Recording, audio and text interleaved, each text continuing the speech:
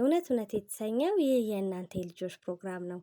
ልጆች ደህና ናችሁ? እንዴት ናችሁ? ዛሬ በሌላ የመጽሐፍ ቅዱስ ታሪክ መጥቻለሁ። ኢየሱስ 5000 ሰዎችን መገበ። ከዕለታት አንድ ጊዜ ብዙ ሰዎች ኢየሱስን ተከተሉት። በጣም ደከማቸው፣ እራባቸው። ምክንያቱም ኢየሱስን ቀን ሙሉ ሲከተሉ፣ ሲያስተምር፣ ሲሰሙት ነበረ።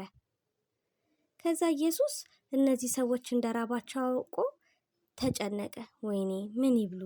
ለእነዚህ ሁሉ ሰዎች ምግብ ከየት ላምጣ? እያለ ዞር ሲል የሆነ ሕፃን ልጅ 5 ዳቦና 2 ዓሣ ይዞ ነበረ። ከዛ ኢየሱስ ልጁን ተቀብሎ ያንን 5 ዳቦና 2 ዓሣ ወደ ላይ ከፍ አድርጎ አመሰገነ፣ ጸለየም። ከዛም አውርዶ ለሁሉም አካፈለ። ልጆች የሆነ የሚደንቅ ነገር ተፈጠረ።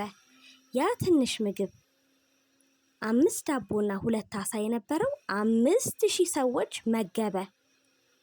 በጣም በሚደንቅ ሁኔታ እጅግ በዛ። ሁሉም ሕዝብ በልተው ጠገቡ።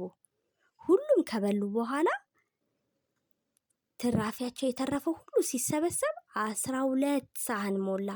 12 መሶብ ሙሉ ሞላ። ኢየሱስ ደስ አለው። 5000 ሰዎች በልተው ጠገቡ። እግዚአብሔርንም ባረከ፣ አመሰገነ። አይገርምም ልጆችዬ? ጸልዮ መብላት፣ ጸልዮ ነገርን መጀመር እንዴት እንደሚጠቅም ከኢየሱስ እንማራለን። ቻው ልጆችዬ፣ በሌላ የመጽሐፍ ቅዱስ ታሪክ እስከምንገናኝ ወዳችኋለሁ።